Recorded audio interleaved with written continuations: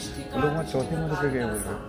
अद्यापि तत्तुल्य कवेर अभावात मतलब वाचन पहले बोला हमको पूल साधवती कट्टा वहाँ जाने का पाँचों मध्ये हुए। पूर्वी श्रेष्ठ कवींची मोजदाद करताना करंगणीवर मोजलं कालिदासाला, पण त्यानंतर त्याच्या तोडीचा कोणताही कवीच निर्माण झाला नाही आणि त्यामुळं अनामिका, पुढचं बोट जी अनामिका ती खऱ्या अर्थाने अनामिकाच राहिली. रसिकांच्या हृदयात अढळपद मिळवणारा महाकवी कालिदास. कवी कुलगुरू कालिदासाच्या काव्याबद्दल बोलावं तेवढं थोडंच आहे. अतिशय साधी, सुटसुटीत आणि तरीही आशयघन शब्दरचना हे त्याच्या सगळ्या काव्यांचं ठळक वैशिष्ट्य. उपमा कालिदासस्य अशी उक्ती जरी प्रसिद्ध असली तरी अर्थगौरव आणि पदलालित्य ही सुद्धा त्याच्या काव्याची खास वैशिष्ट्य. काव्याला नटवणाऱ्या उपमा, अर्थांतरन्यास, दृष्टांत अशा अनेक अलंकारांचा वैविध्यपूर्ण आणि चपखल उपयोग करतानाही कालिदास मागे राहत नाही.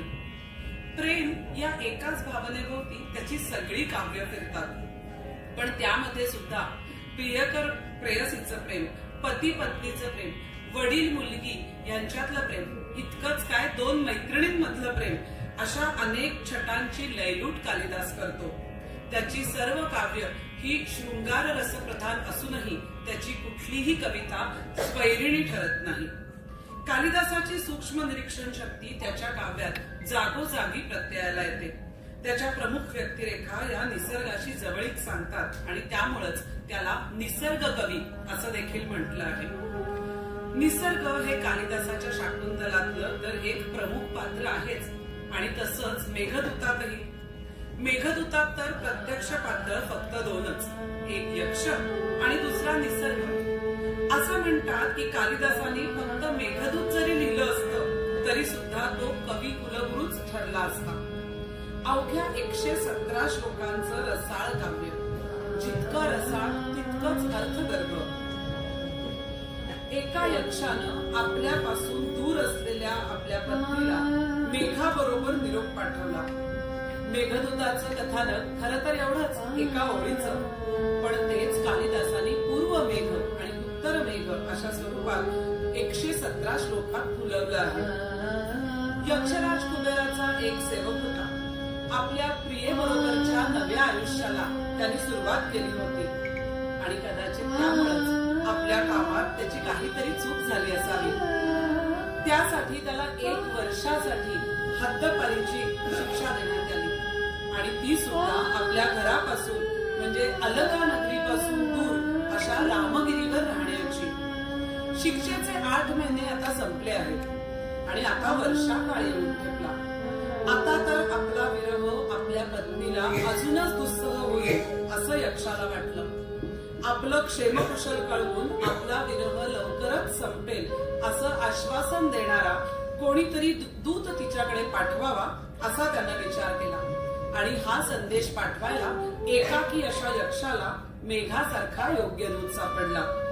पहिल्यांदा त्यानं रामगिरीपासून अलका नगरीपर्यंतच्या मार्गाचं रसभरीत वर्णन केलं आणि त्यानंतर आपल्या प्रियेला द्यायचा संदेश सांगून तिचं शुभ वर्तमान मला परत येऊन सांग असं म्हणून यक्षानं मेघाची रवानगी केली. हे सगळं काव्य मंदाक्रांता वृत्तात रचून कालिदासानं मोठी सूचकता दाखवली आहे. कारण मंदाक्रांता वृत्ताला स्वतःची अशी पावसाच्या सरींसारखी मनोहर लय आहे. नावाप्रमाणेच या वृत्ताची गती देखील मंद आहे. वर्षाकाळ, प्रवास आणि संकट यांचं वर्णन करताना काव्यात मंदाक्रांता वृत्त वापरावं हा संकेत पाळून कवीनं आपलं साहित्यशास्त्रातलं प्रावीण्यही दाखवलं आहे. रामानं मारुती बरोबर सीतेला जो संदेश पाठवला त्यावरून कवीला हे कथानक सुचलं असावं असं अनेक विद्वानांचं मत आहे आणि त्याचं प्रत्यंतर जागोजागी येतं. अगदी पहिल्याच श्लोकात कालिदास रामगिरीचं वर्णन करतोय. वनवासात सीतेनं याच प्रदेशात वास्तव्य केलं होतं. रामगिरीच्या आसपासचे जलाशय हे सीतेनं स्नान केल्यामुळे पवित्र झाले होते आणि त्यासाठी जनक तनया स्नान पुण्योदक असा सहेतुक उल्लेख कालिदास करतो.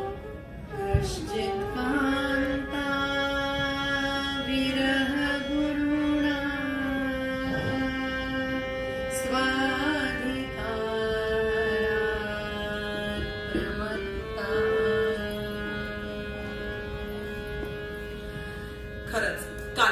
गीताचं शब्दांचं आणि लयचं भान काही वेगळंच, काही अनोखंच. वरवर पाहिलं तर जाया, भार्या, पत्नी असा कुठलाही शब्द वापरला असता तरी चाललं असतं, पण कम म्हणजे प्रेम करणं या धातूपासून बनलेला कांता हा शब्द वापरण्यातली कालिदासाची सूचकता बघण्यासारखी आहे. आपल्या कामात काही चूक केल्यामुळं सगळा शक्तिप्रभाव नष्ट होऊन 1 वर्ष रामगिरीवर कंठण्याची शिक्षा कोण्या एका यक्षाला मिळाली. आपल्या प्रिय पत्नीच्या विरहामुळं सैरभैर झालेला यक्ष आपलं मन रमवण्यासाठी निरनिराळ्या आश्रमांमध्ये राहत होता.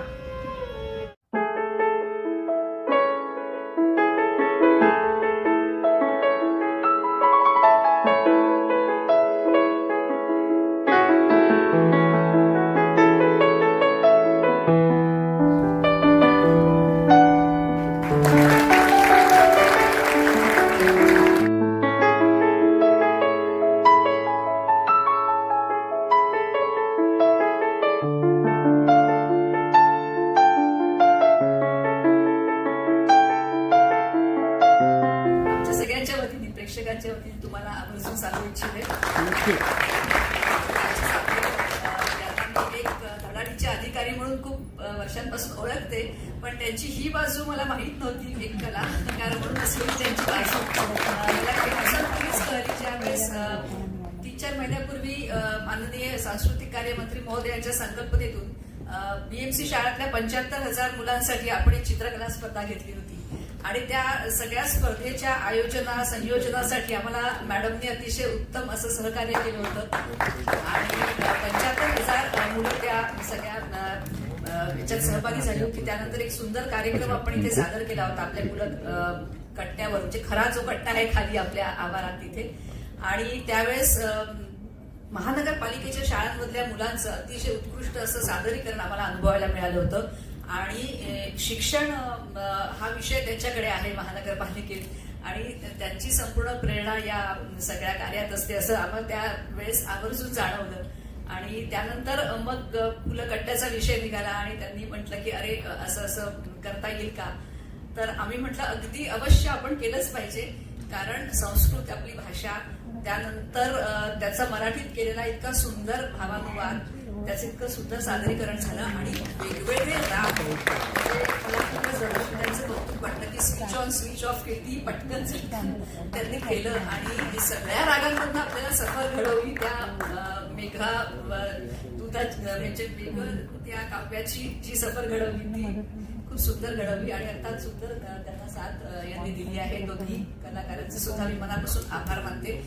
डॉक्टर जयराज फाटक सर आणि सभागृही फाटक या ठिकाणी उपस्थित होते. त्यांना दुसऱ्या एका मिटिंगला जायचं असल्यामुळे त्यांना जावं लागलं. आणि राजश्रीताई आपले सुद्धा आवर्जून मी आभार व्यक्त करते, कारण या निमित्ताने आपण आमच्या मुलं कट्ट्यावर आला आहात.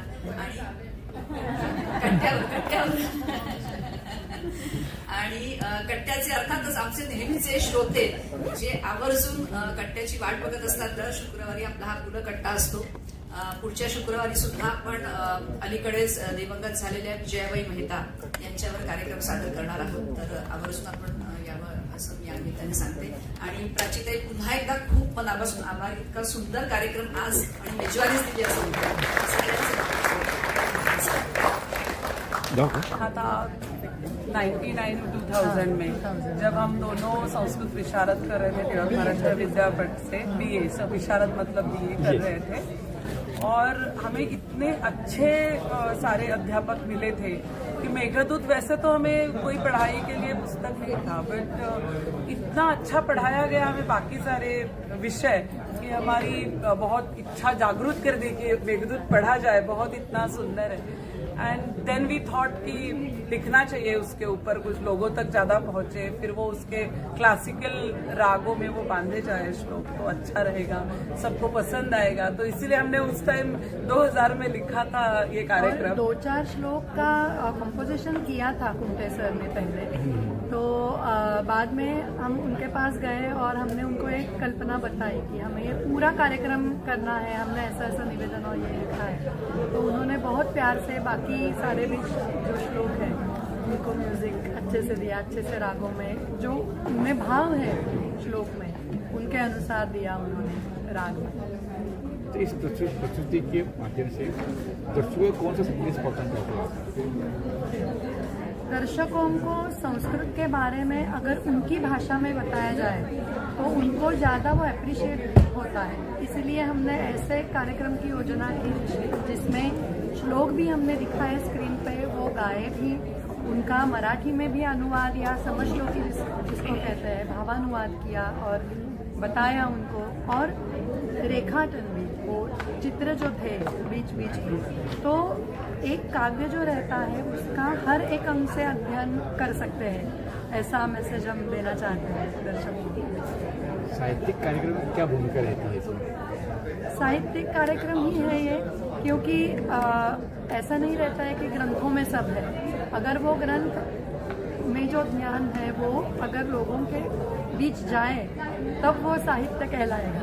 इसलिए लोगों के बीच जाने के लिए ऐसे कार्यक्रमों की बहुत आवश्यकता है। ढोलक कथा जैसे मंच के माध्यम से साहित्य, संस्कृति और कला को बढ़ावा देने की जो पहल की जा रही है, आप किस दृष्टि देखते हैं? मुझे ये बड़ा सराहनीय लगता है, क्योंकि हर एक कलाकार को क्या चाहिए, तो मंच चाहिए, एक अच्छा व्यासपीठ, कोई अच्छे प्रेक्षक जो उनकी कला समझे।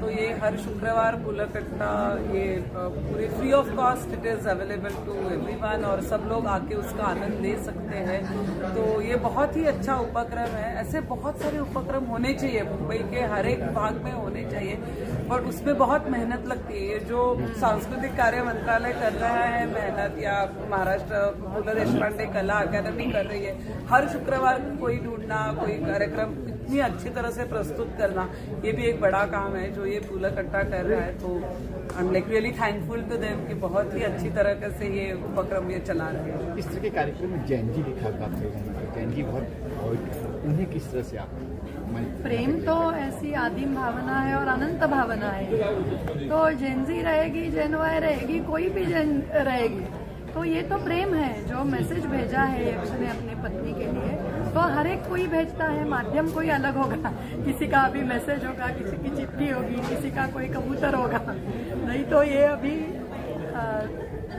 वो क्लाउड है, क्लाउड मैसेंजर। तो सभी के लिए, कोई भी जनरेशन हो, ये रिलेट हो सकता है, क्योंकि प्रेम भावना तो हमेशा रहेगी। अच्छा, अब तक जो लोग नहीं जुड़े हैं उनको जोड़ने के लिए किस तरह से क्या संदेश क्या देंगे आप? हमने तो ये खुद कॉलेज में थे तभी लिखा था, जब हम लोग 20 साल के थे तभी ये कार्यक्रम लिखा था। तो आई थिंक ये अच्छे जो ये है ना हिडन ज्वेल्स बोलते हैं उसको, कि ये अच्छा है, हमें पहुंचना चाहिए। संस्कृत साहित्य जितना ज्यादा लोगों के पास पहुंचे, उसका आनंद ले, उसकी जो विशेषता है, उसकी जो खूबियां है वो जान ले, तो उसका आनंद और ज्यादा आता है। तो ऐसे बहुत सारे करने चाहिए, अपनी संस्कृति है ये, तो हम अगर नहीं करेंगे तो कौन करेगा। तो इसीलिए हमने ही कॉलेज में, और ऐसे बहुत सारे अभी भी कॉलेज स्टूडेंट्स हैं जो ये कर रहे हैं, तो मुझे लगता है कि पहुंच ही रहे हो और भी पहुंचेंगे।